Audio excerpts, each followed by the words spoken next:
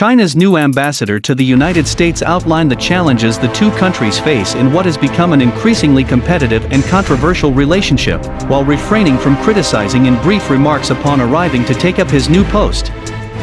China and the United States are entering a new round of exploration, understanding and adaptation together, trying to find ways to get along with each other in a new era, Qin Gang said in remarks posted by the Chinese embassy in Washington after his arrival speech. Qin's arrival comes as relations with the US have fallen to their worst level in decades with no sign of improving.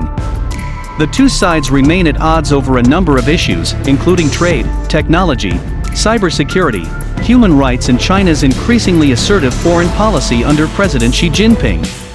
According to his official profile on the Chinese Foreign Ministry website, Qin previously served at the Chinese embassy in London and headed the protocol department, but has not held a position directly responsible for relations with the US.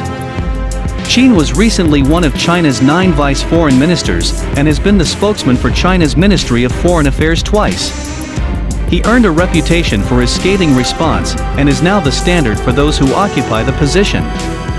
His open statements towards the West and the US were tougher than any Chinese ambassador in the past, said Shi Yinhong, professor of international relations at Renmin University in Beijing.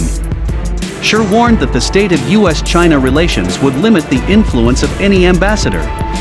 In the current situation of full competition and struggle between China and the US, I don't think any ambassador can have a significant impact on relations, no matter whether he is meant to be tougher or softer in implementing policies, he said. The US does not currently have an ambassador in Beijing, although President Joe Biden is expected to nominate Nicholas Burns, a former ambassador to NATO and spokesman for the State Department.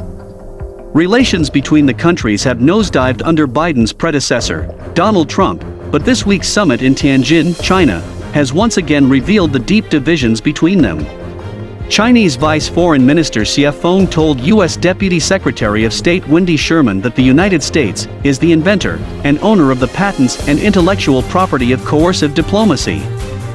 In a separate meeting with Sherman, Chinese Foreign Minister Wang Yi said China would not tolerate what he considered U.S. interference in internal affairs and key development interests. Sherman, in an interview after the meeting, said human rights were not just an internal matter and called on China to work with the United States on global issues as a responsible great power.